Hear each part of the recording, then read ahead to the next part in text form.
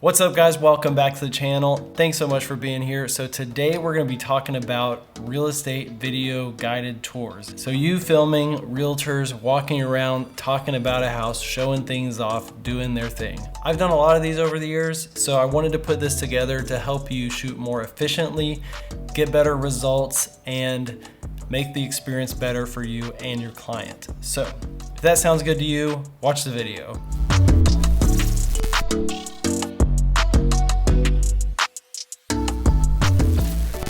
Make sure to stay to the end of the video where we're gonna get into how to direct and guide your talent to get really good results. But first, we're gonna get into gear stuff. All right, so the number one thing you want to get in your kit is a microphone. I love these things, on-camera microphones, but it's not gonna cut it for these because you're gonna be walking around, moving from one place to another. You need to be further away for some shots, you need to be closer for some shots. So in order to get consistent mic levels, you really need to get one of these guys, a wireless mic lav setup. They're pretty easy to use. I like to just attach it to my gimbal right here with a little adapter. Super easy for your client to use these. They just clip it onto their belt loop, clip this about here. If they have a shirt, it's great. If they have like a dress or something, it's a little bit more complicated, but I will link a video I actually just shot with some tips on how to do that. So definitely a good thing to practice a lot on yourself or on like a family member or friend or something before you get onto a shoot, because you just don't want to be fumbling around. You want to know what you're doing before you get to a shoot.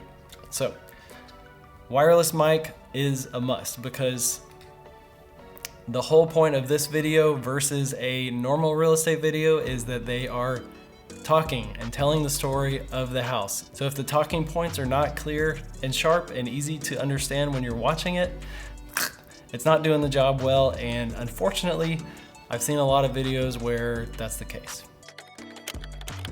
All right, so let's talk about lenses and camera settings. So I typically just use my 16-35 that I'm already set up with for real estate shoots. But for these shots, to make them stand out, look more cinematic, and not make my realtor or client look all distorted from a wide angle lens, I like to zoom in from either 24 millimeters plus. I think it also helps your final edit to look a little bit nicer because you're gonna have more variety of focal lengths. Okay, so for my gimbal, I like to keep mine at low settings. I'm not doing really fast movements for this. It's not action sports. You want it to look really smooth and cinematic, so why not make it easier on yourself? And one thing that'll make a huge difference is if you just totally disable the roll axis. So you're gonna keep your shots level. You're not even gonna have to think about that. You're just gonna follow them and your shot's gonna look nice. All right, for shutter speed, since you have someone on camera, you want it to look natural, organic movement. So to do that, you just want to keep your shutter speed at 1/50th of a second. So that's going to be as close to the 180-degree shutter rule as possible, and your movements are going to look nice and smooth.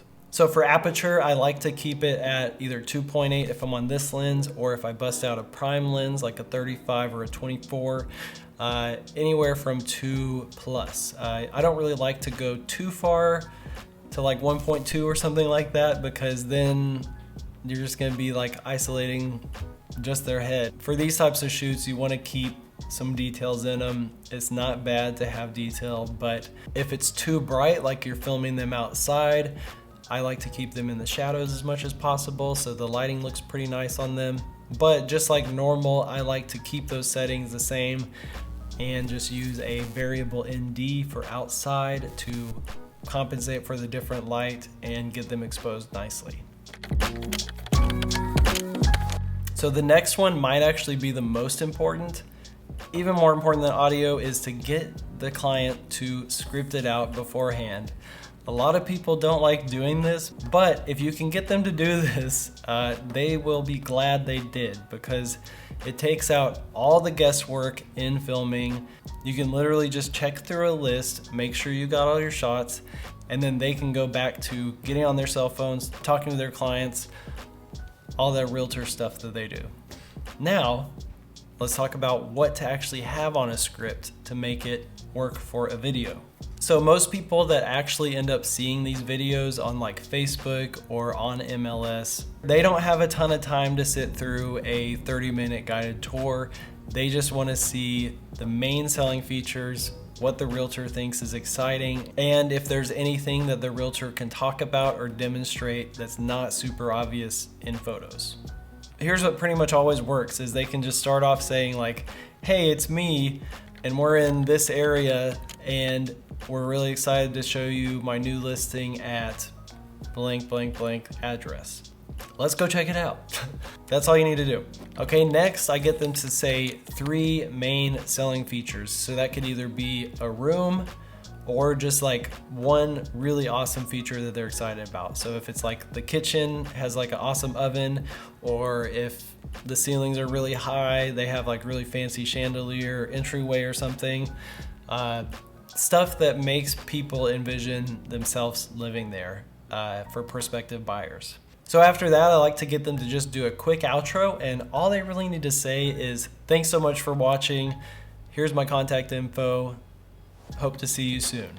Just something really simple. You don't want to waste a lot of your video time with that because they're already going to be on your social media and they can click it and contact you, get your phone number, get your email, whatever. You don't need to sit there and list all of that except for maybe text on the screen.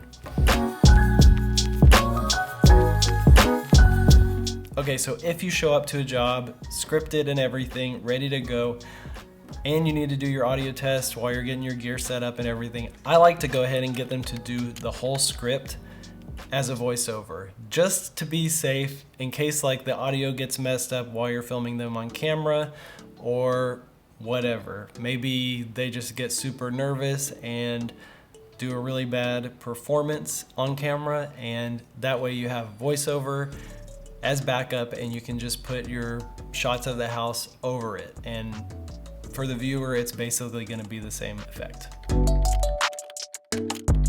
Okay, since you're going to be monitoring audio, you want to make sure to bring a nice set of headphones, whatever is the best ones you've got.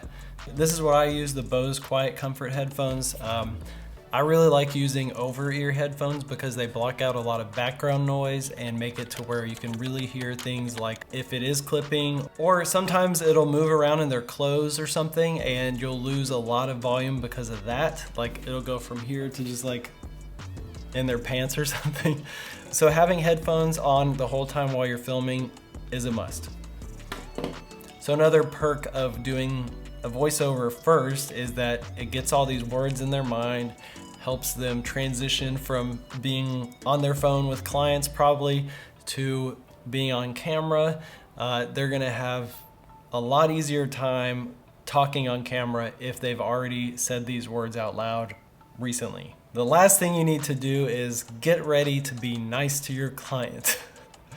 Because a lot of people that are doing these, it might be their first time on camera, or they might be super nervous on camera, or they might think they look horrible on camera. So part of your job is to encourage them through the process, show them the results so that they trust you and feel good about it while they're shooting, and make sure that they actually do the pre-production, because I promise it makes a huge difference on how they feel when they're on camera if they know what they're talking about, and you can just be checking it off a list, tell them good job, and keep moving to the next shot. So if you take care of them, they're gonna feel more comfortable and confident, and they're gonna trust you, and your working relationship is gonna be great. And that's important. So that's it for this one. Let me know what questions you guys have in the comments. I'm gonna link all the gear down below. So if you need to get a wireless setup, or if you need to get NDs, or if you need to get a gimbal or anything, I've got different tiers of budgets for all the gear that I'm talking about in this video. So once again, thanks so much for being here. I really appreciate y'all's support for the channel. If you liked it, make sure to subscribe and turn on your notifications so you don't miss out on future videos.